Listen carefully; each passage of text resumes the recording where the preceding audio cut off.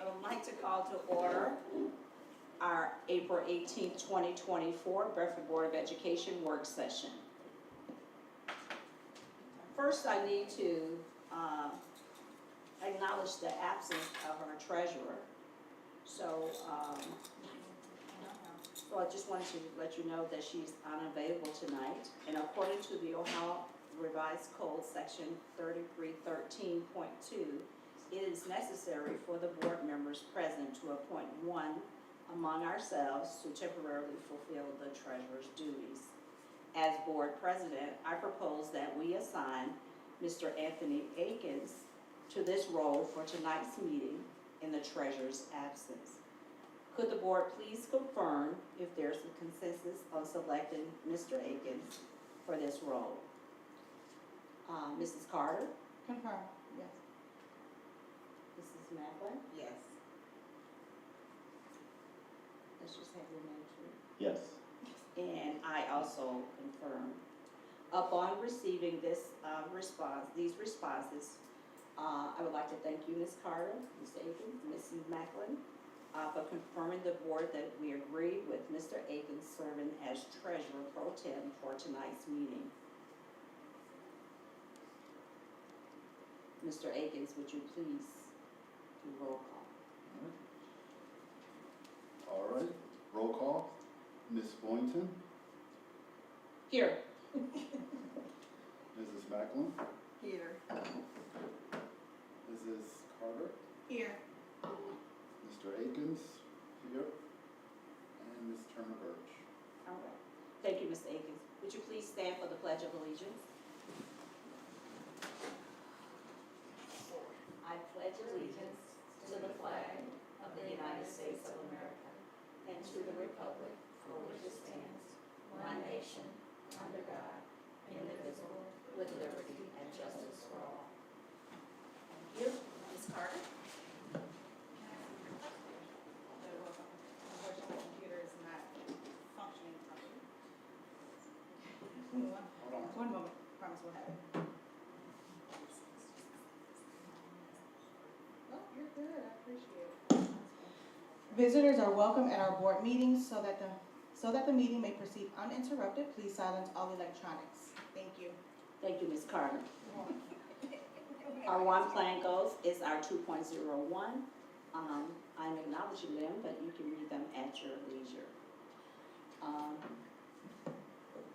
Item number 3 is awards, presentation,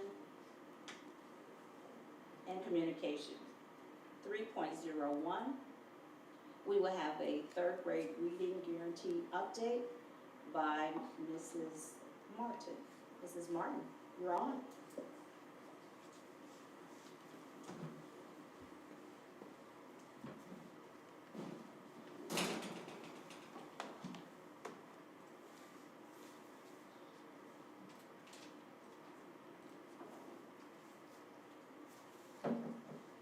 Good evening, Board President Boynton, Superintendent Dr. Johnson, and board members.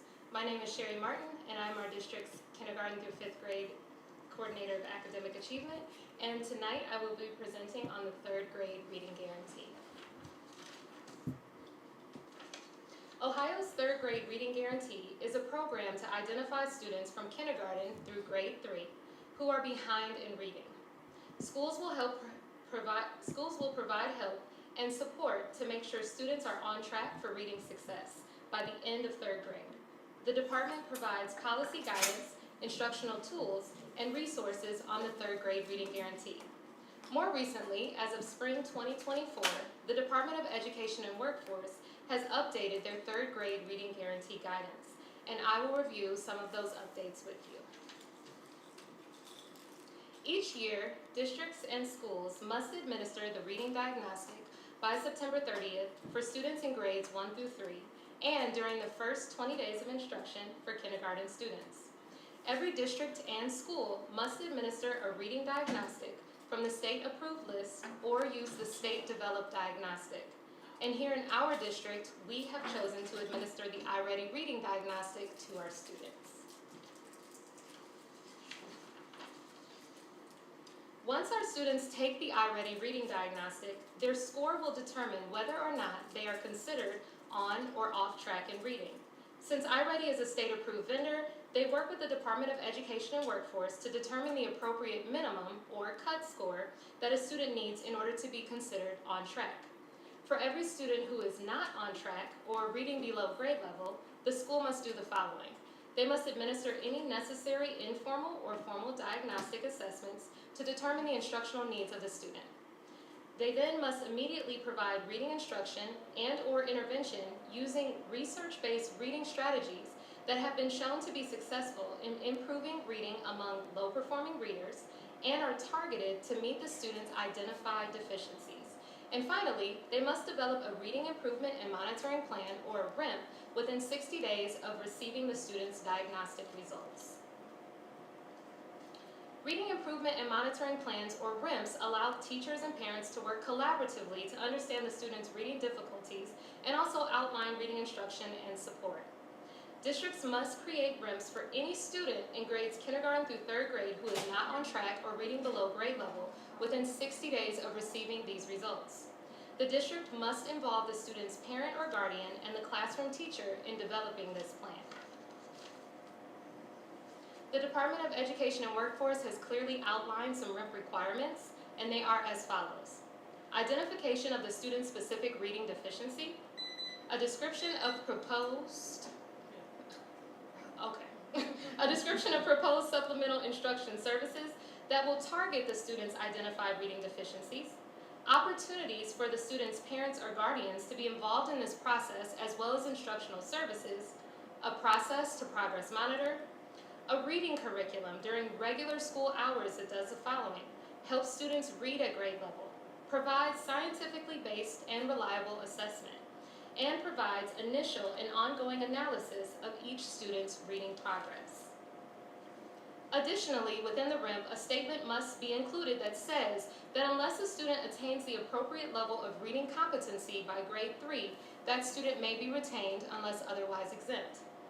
Also, high dosage tutoring opportunities must be aligned with the student's classroom instruction through either a state-approved vendor or a locally approved opportunity that aligns with high dosage tutoring best practices.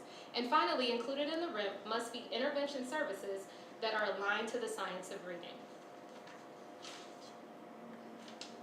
As previously mentioned, high dosage tutoring is now a requirement for students with a RIMP. High dosage tutoring is defined as additional instructional time of at least 3 days per week or at a rate of at least 50 hours over 36 weeks. Best practices of high dosage tutoring include a high dosage model. It aligns instruction and materials. There's the use of quality tutors. There's an identification of a delivery mode.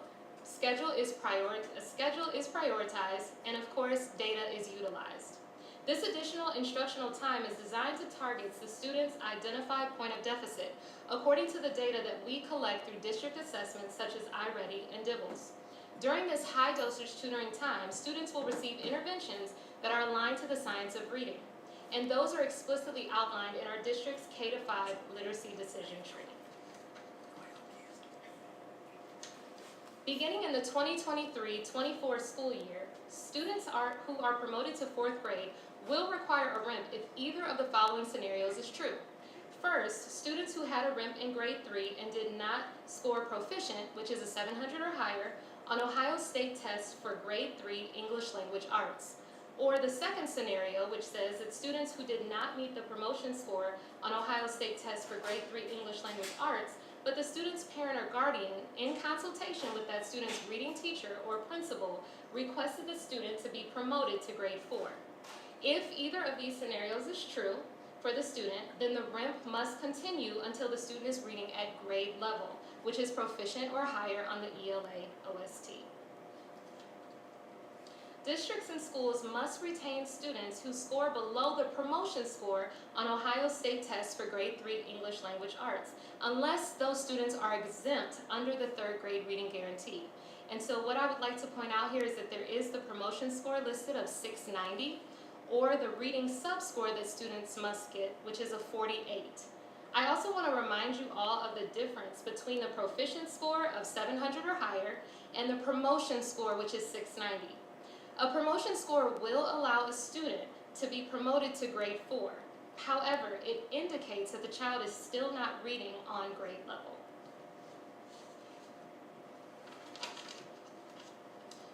The Department of Education and Workforce has also created some guidance for mid-year promotion, as seen here in this chart. The chart addresses whether or not a student receives advanced instruction in at least one subject area, meets district criteria for mid-year promotion, and their participation on state tests. There are 6 exemptions to retention. The first 5 exemptions have previously been in place under the 3rd grade reading guarantee. The one I'd like to point out is the newest exemption, which is highlighted at the bottom of the slide. And it reads, a student whose parent or guardian, in consultation with that student's reading teacher and principal, has requested that the student be promoted for grade 4, regardless of the student's score on the Ohio State test for grade 3 English Language Arts.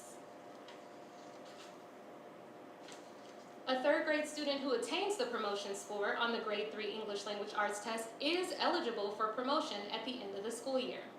The student can achieve this score in the fall, the spring, or summer administration of the grade 3 English Language Arts test. Also, students exempt from retention because they were previously retained in any of the grades kindergarten through 3rd grade and received 2 years of intensive reading remediation are also eligible for promotion to the 4th grade. A teacher of a 3rd grade student who has been retained or is on a RIMP must have at least 1 year of teaching experience and must meet at least one of the following qualifications required in law. They have a K-12 reading endorsement on their teacher license. They've completed a master's degree with a major in reading or literacy. They've earned a passing score on the Praxis 5205, or they hold a specific educator license as outlined on this slide here.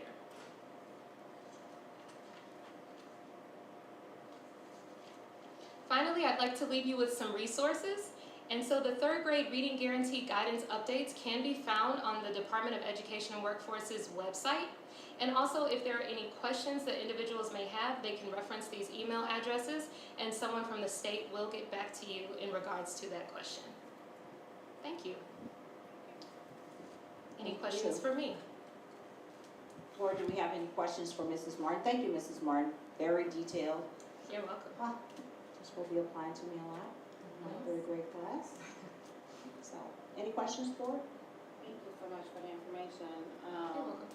I just wanted to ask, will these links by any chance be put on our website under our academic achievement? I definitely think there's an opportunity for that to happen so that our families and community members know what is happening with these updates. Or even if the presentation could be made available, I don't know if that can be put, or snippets or whatnot. And I think yes, I think that's a great idea. I also think that's a requirement that the buildings send this information out to all the families that are impacted. But I agree, any way that we can communicate, I feel like it's a must for us. And this information has been shared with our principals as well as those intermediate teachers of 3rd graders. I believe in proactivity, and so even as people are moving into the district who may be at that grade levels or who are preschoolers or potential preschoolers, that information is ahead of the time, so we understand what could potentially be faced.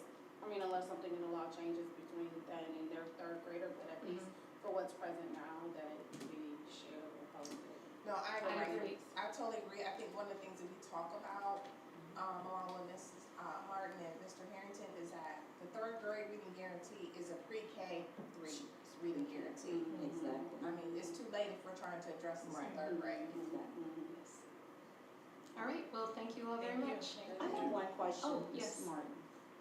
You mentioned that we're required to do 50 hours for 36 weeks. Yes. So how is that intervention broken up? Who determines how many minutes? You know So, what I'm saying, if it's every week? I I do. don't know who I just So wondered this what would you really said. apply if we were using like an outside vendor. We would Okay. have to make sure that that criteria is met with Okay. an outside vendor. If we're choosing to do the interventions during like the school day, then I think naturally it would be built into the schedule, so we would be far beyond that requirement. Okay, thank you. You're And I just wanted some clarity on that because I know that we experienced that too, and it's much more than this. Right, that's just the minimum. So that's the minimum, yeah, Yes. okay. Now, I have one question as well. Sure. I know there was one slide you went over where if someone was retained at the beginning of the school year, they still have an opportunity to be promoted. Can you Yes. go over that again, just real quickly? So this is what the guidance says in the third grade reading guarantee guidance updates from the Department of Education and Workforce. These are just the sets of criteria that we would need to align our mid-year promotion to. I know that we're still kind of working through the schedule and staffing and things like that, so I don't want to speak specifically to that because I think it's still somewhat early to say exactly what would happen, especially when not all of our third graders have been given the opportunity to take either the ELA OST or iReady test and earn that promotion score or proficient score. But this would be the guidance that we would follow from the state should they be retained and have the option to be promoted mid-year. So what do you do with, what happened to special need kids?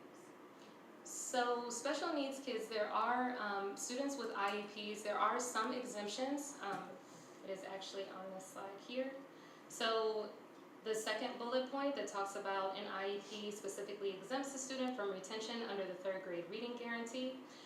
There's also the fourth bullet point down that says a student whose IEP shows the student received intensive remediation in reading for 2 years and the student previously was retained in any of those grades, kindergarten through 3. So there are potential for those exemptions, but every child who has an IEP is not automatically exempt.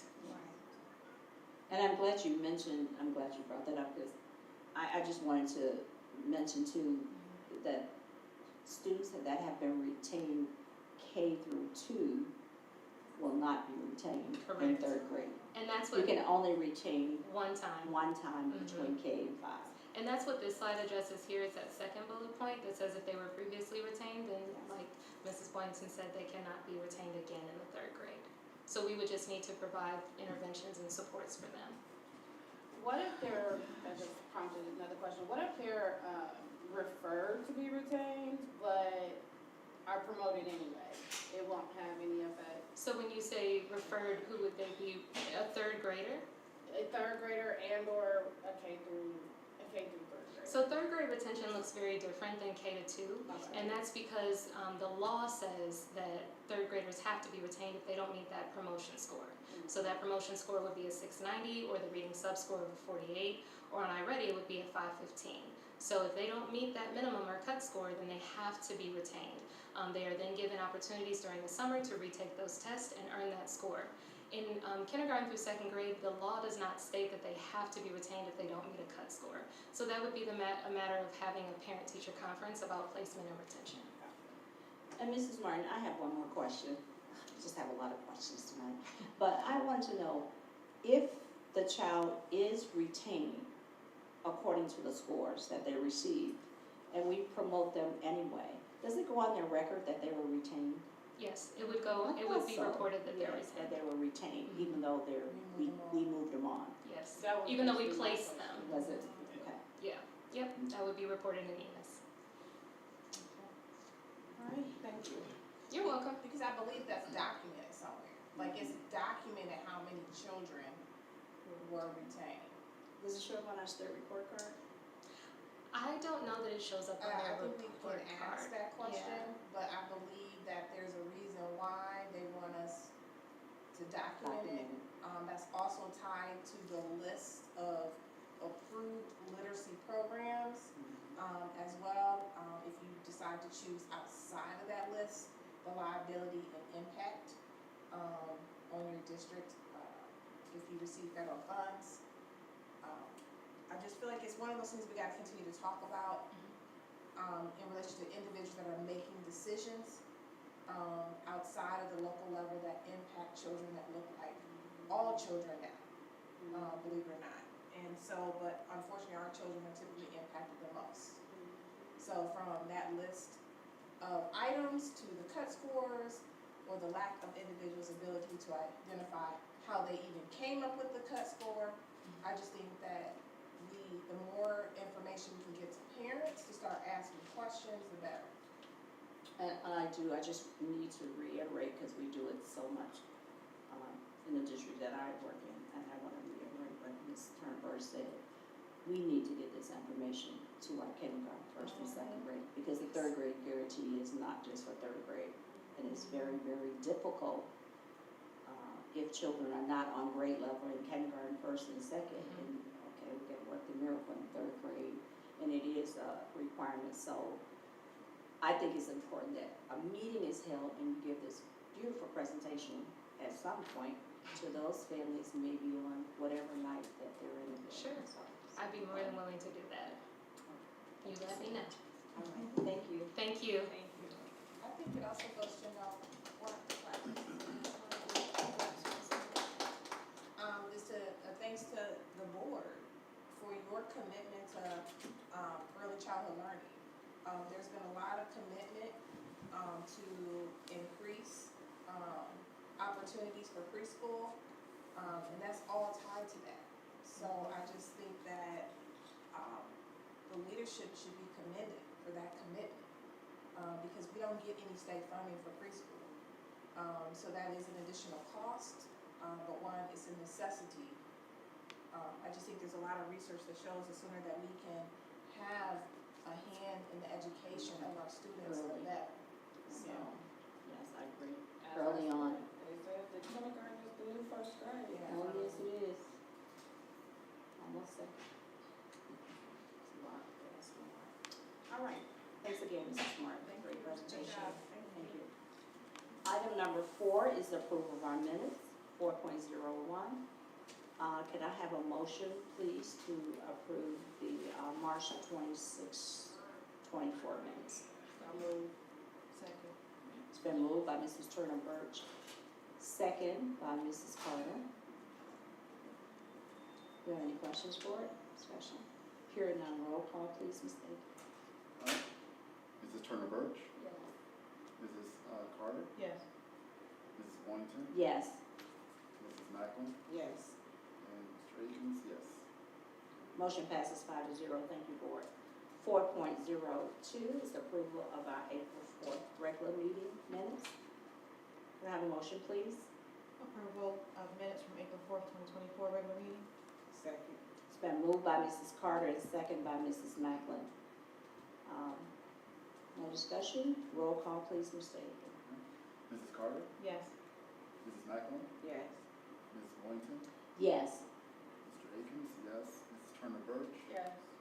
Motion passes 5-0. Thank you, board. Next on the agenda is item number 5, which is our consent agenda, 5.01.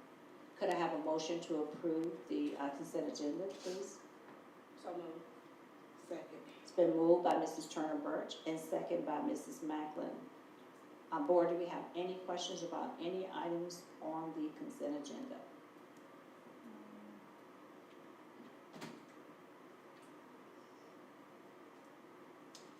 Hearing none, roll call, please. Mrs. Turner Birch, Yes. Mrs. Macklin, Yes. Ms. Boynton, Yes. Mr. Akins, yes. Mrs. Carter. Yes. Motion passes 5-0. Thank you, board. Dr. Johnson, would you want to say anything about the consent agenda? No? Thank you. Well, item number 6, board, is I need a motion to enter into executive session. Motion to enter into executive session.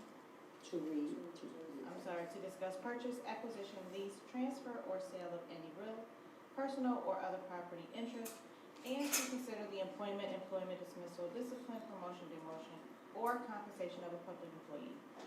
Second. It's been moved by Mrs. Carter and second by Mrs. Macklin.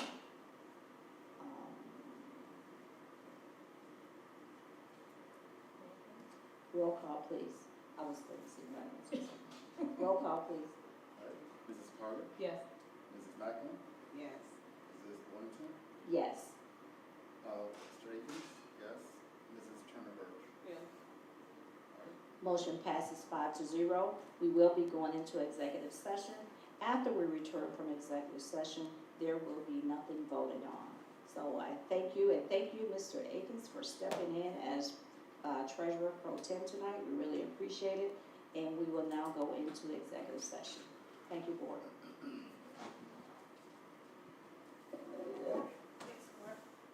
Thank you. This was an easy